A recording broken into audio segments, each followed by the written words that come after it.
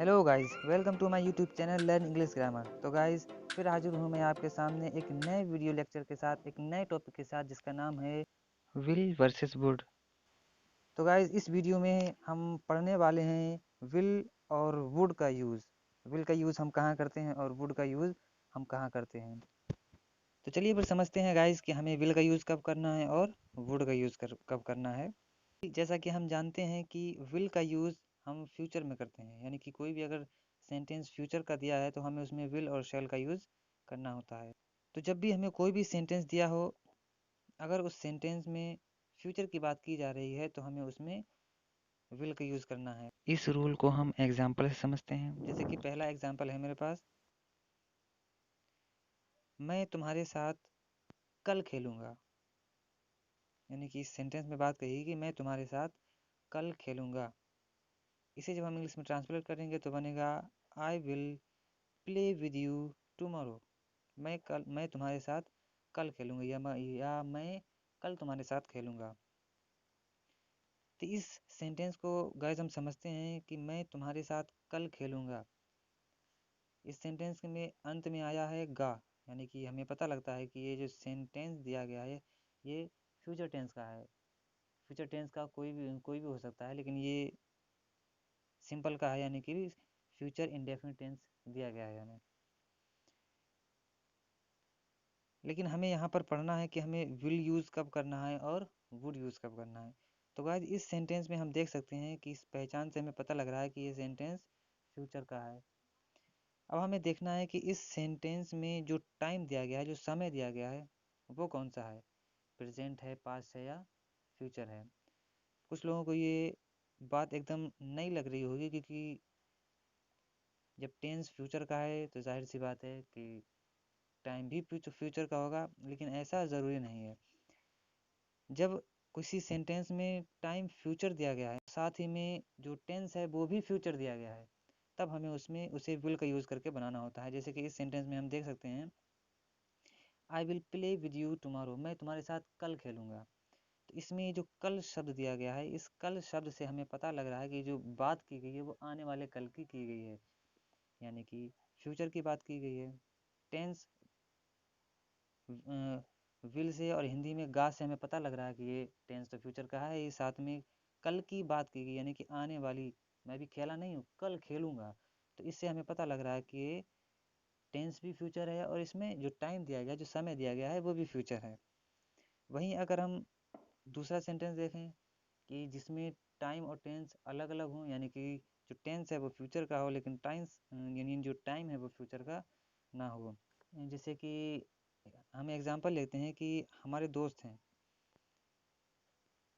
हम दोस्तों से हमारी बातचीत चल रही है, तो खेलने की बात चल रही है। हमने कहा कि हम अपने दोस्तों से कहा कि हम अभी तुम्हारे साथ खेलेंगे, या मैं अभी तुम्हारे साथ खेलूँगा। तो इस सेंटेंस में जो लास्ट में आया है खेलूँगा, टेंस फ्यूचर का है, लेकिन हमने इस फ्यूचर के सेंटेंस को यूज़ किया कब है, मैं अभी तुम्हारे साथ खेलूँगा, यानी कि बात प्रेजेंट की चल रही है, मैं अभी तुम्हारे साथ खेलूँगा। तो इसमें टाइम प्रेजेंट है, लेकिन इसका जो टेंस है वो फ्यूचर है। जब टाइम और टेंस अलग अलग हैं, यानी कि टेंस फ्यूचर का है लेकिन टाइम फ्यूचर का नहीं है, तो इसे हमें जब इंग्लिश में ट्रांसलेट करना है तो विल नहीं बल्कि वुड बनाना है। तो इसे वुड से बनाना है और ये सेंटेंस बनेगा he would I would play with you right now, मैं अभी तुम्हारे साथ खेलूँगा। वैसे ही अगर हम दूसरा एग्जांपल लेते हैं, जैसे कि ये जो वुड वाले सेंटेंस हैं, इसमें हमें माहौल, यानी कि जो सिचुएशन है वो क्रिएट करनी पड़ेगी, तब समझ में आएगा, क्योंकि लिखा हुआ सेंटेंस से उसके जो भाव हैं उनके बारे में पता नहीं चलता है। जैसे कि मान लिया कि आपका कोई फ्रेंड आपके घर आया है, तो आप उससे बातचीत कर रहे हैं, उससे आपने पूछा कि आप कॉफ़ी लेना चाहेंगे, क्या आप कॉफ़ी लेना चाहेंगे। इस सेंटेंस में भी बात कही गई है। जो सेंटेंस दिया चाहेंगे, गा आया है इसमें, गे, यानी कि फ्यूचर का टेंस है, लेकिन इसमें जो बात कही गई है वो कौन सी है, हम पूछ रहे हैं कि आप कॉफ़ी लेना चाहेंगे, यानी कि बात अभी की चल रही है। यानी कि इसमें भी जो टाइम दिया गया है वो प्रेजेंट का है, टाइम प्रेजेंट का है, और जो टेंस है वो फ्यूचर का है। तो जब टाइम और टेंस अलग अलग हैं तो हमें इसे भी वुड से बनाना है। Would you like to have some coffee? क्या आप कॉफ़ी लेना चाहेंगे? वैसे अगर हम दूसरा देखें, सपोज दैट कि किसी ने आपसे पूछा किसी व्यक्ति के बारे में कि रमेश कहाँ है, तो आपने अंदाज़ा लगाते हुए बताया, यानी कि आपको सटीक मालूम नहीं है कि वो वहाँ खेल रहा है, आपने अंदाज़ा लगाते हुए बताया कि रमेश वहाँ खेल रहा होगा, रमेश वहाँ खेल रहा होगा। तो इस सेंटेंस में लास्ट में गा दिया गया है, खेल रहा होगा। गा से हमें पता लग रहा है कि ये जो सेंटेंस दिया गया है ये फ्यूचर का है, खेल रहा होगा यानी कि फ्यूचर कॉन्टिन्यूअस का। लेकिन इसमें जो भावना दी गई है, यानी कि जो इसका वो दिया गया है, उससे हमें ये पता लग रहा है कि इसमें संभावना व्यक्त की गई है। बताने वाले ने बताया तो है कि वहाँ खेल रहा होगा, लेकिन उसे क्लियर नहीं मालूम है कि वहाँ खेल रहा है या नहीं खेल रहा है। वो भी अंदाज़ा लगा रहा है कि वहाँ खेल रहा होगा। यानी कि इसका जो दूसरा पॉइंट बनेगा कि जब फ्यूचर के टेंस में संभावना व्यक्त की जाए तब हमें विल की जगह वुड यूज़ करना है। तो इस सेंटेंस को भी हम वुड से बनाएंगे, Ramesh would be playing there, Ramesh वहाँ खेल रहा होगा। इसी का हम दूसरा एग्जाम्पल देखते हैं। जैसे किसी ने आपसे पूछा कि महेश कहाँ गया है, महेश कहाँ है, महेश को आपने देखा है? तो आपने जवाब दिया, मुझे लगता है वो सो चुका होगा या वह सो गया होगा। तो आपने मुझे लगता है कि वह सो गया होगा, आपको लगता है, लेकिन ऐसा ज़रूरी नहीं कि है। तो इस सेंटेंस में साफ पता लग रहा है कि मुझे लगता है कि वह सो चुका होगा, संभावना व्यक्त की गई है। पता नहीं है वो सोया है या नहीं सोया है, लेकिन इसमें संभावना व्यक्त की गई है। तो इसे हम बनाएंगे, I think Mahesh would have slept, मुझे लगता है कि महेश सो चुका होगा।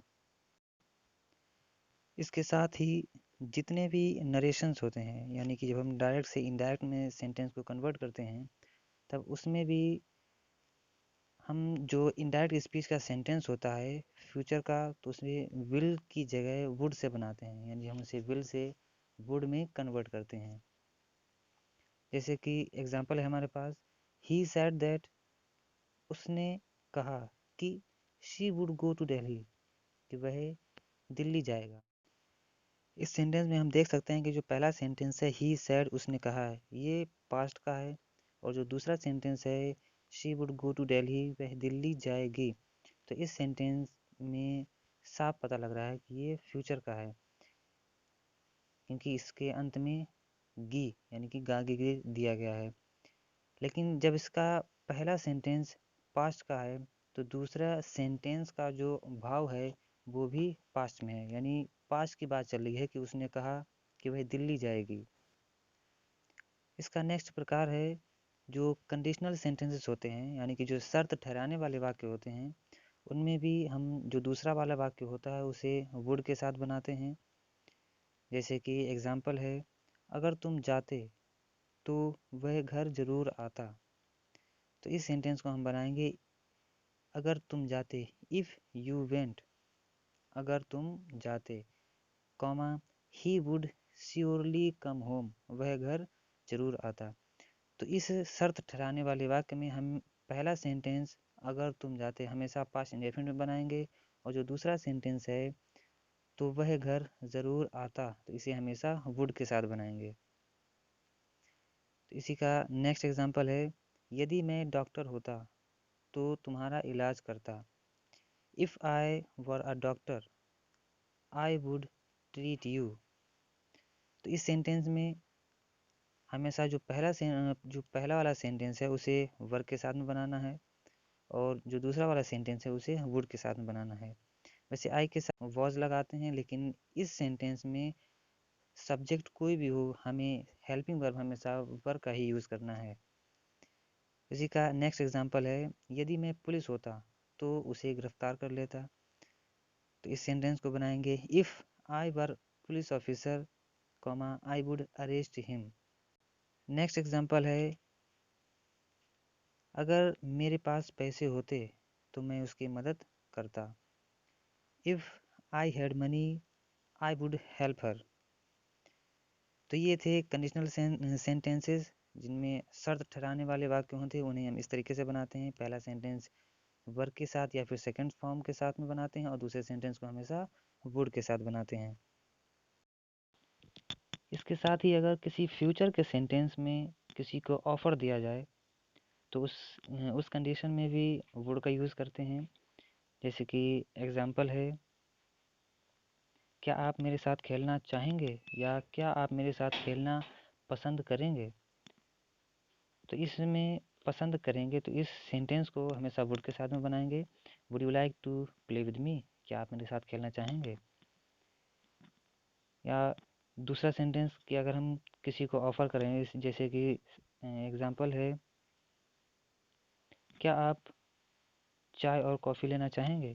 इस सेंटेंस को बनाएंगे, would you like to have some tea और कॉफ़ी, आप चाय या कॉफ़ी लेना चाहेंगे। इसी से मिलता जुलता एक रूल और है जिसे हम ऑफ़र तो नहीं कर सकते, लेकिन उसमें खुद की बात कही जाती है कि मैं सबसे पहले वहाँ जाना चाहूँगा या उससे मिलना पसंद करूँगा। तो इस तरीके से लाइक टू यानी कि पसंद करना जो सेंटेंसेस आते हैं उन सेंटेंस को भी वुड के साथ में बनाते हैं, वुड लाइक टू के साथ में।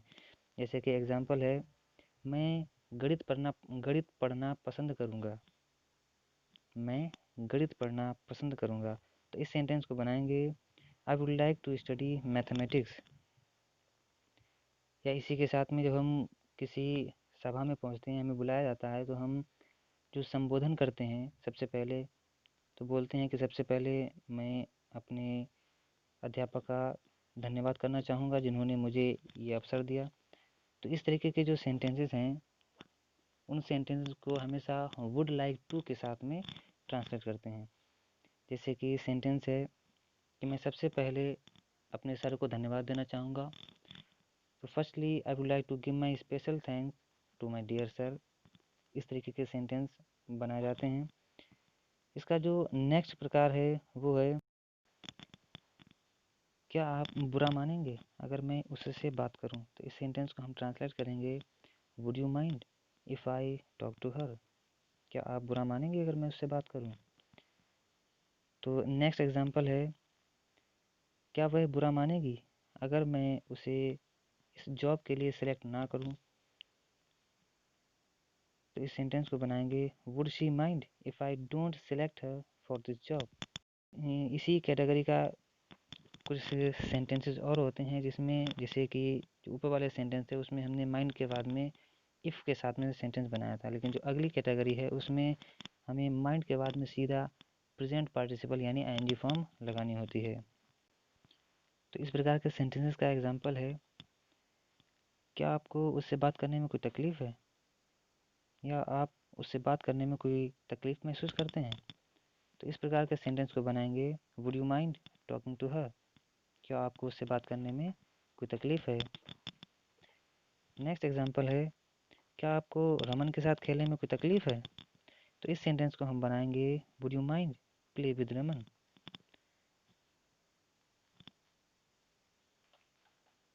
तो ये थे कुछ वुड के यूज़।